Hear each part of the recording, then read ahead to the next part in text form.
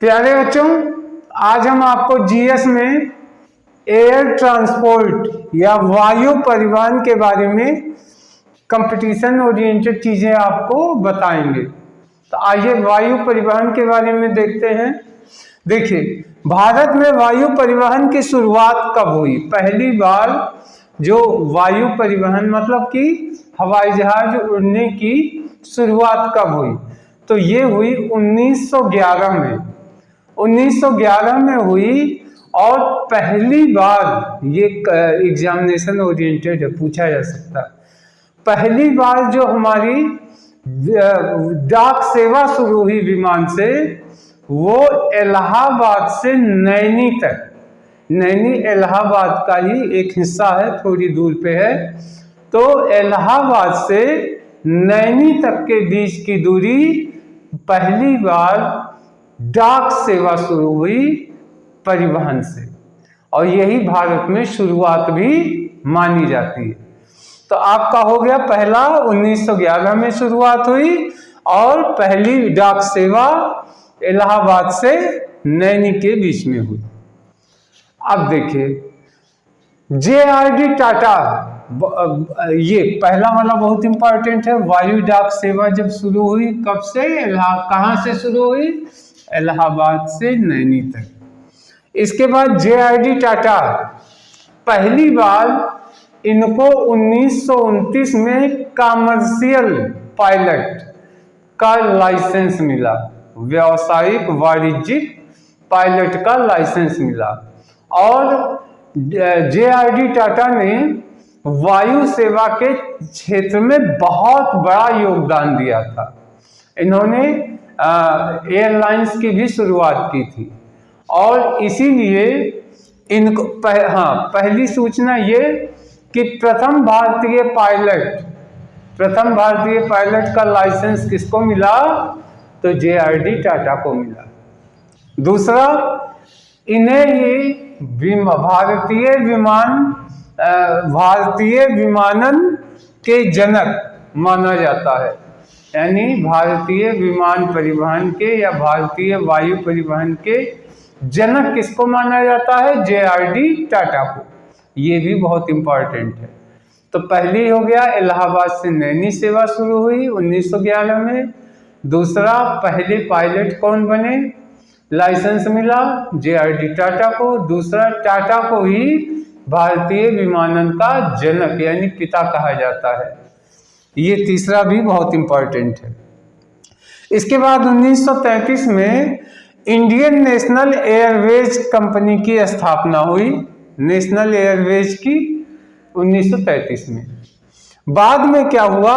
1953 में जितनी विमानन कंपनियां थीं, उन सबको राष्ट्रीयकरण कर लिया सरकार ने, दोनों को, सबको अधिग्रहित कर लिया, और यह सरकारी सेवा के रूप में शुरू हुई।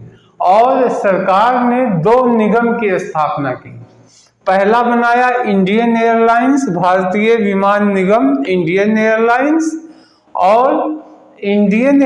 और दूसरा बनाया एयर इंडिया।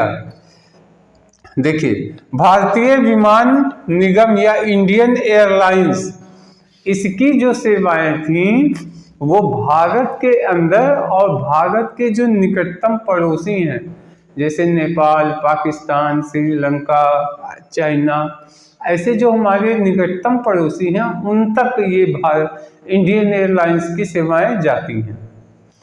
और एयर इंडिया की सेवाएं दूर दूर तक, America, London, France, Britain, Europe, दक्षिण अफ्रीका, ये दूर वाली यात्राओं के लिए एयर इंडिया, और पास वाली यात्राओं के लिए इंडियन एयरलाइंस था। इसके बाद एक तीसरी विमान कंपनी जो है स्थापना की गई, वायुदूत निगम। तो ये सब चल रहा था, लेकिन 2007 में 2007 में डॉक्टर मनमोहन सिंह की सरकार थी।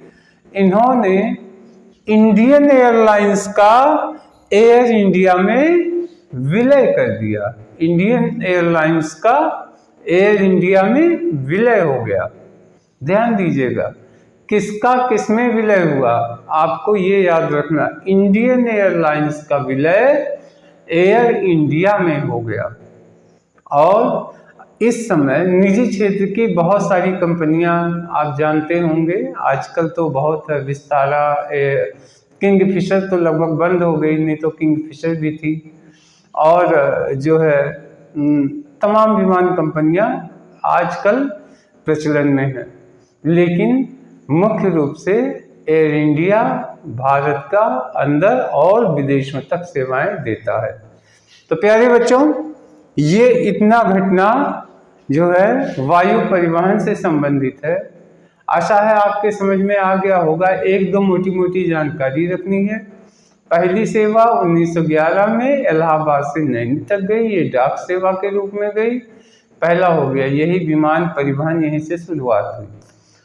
दूसरा, JRD टाटा ने बहुत काम किया, और टाटा जो है 1929 में पहले कॉमर्शियल पायलट का लाइसेंस भी इन्होंने प्राप्त किया था, ये भी बहुत इम्पॉर्टेंट है।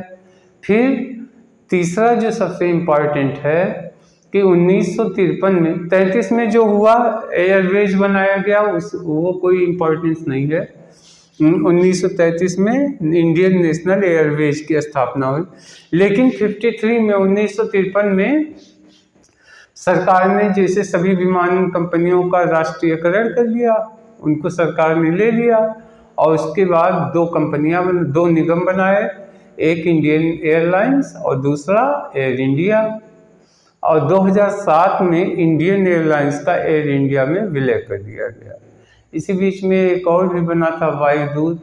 तो अब वर्तमान में तो कई निजी क्षेत्र की कंपनियां इस फील्ड में कार्यरत हैं, लेकिन जो मुख्य घटनाएं हुई हैं वो ये हैं, और आशा है आपके एक बार आपने सुन लिया, समझ में आ गया होगा, तो इसमें कोई याद करने वाली कोई खास चीज़ नहीं है।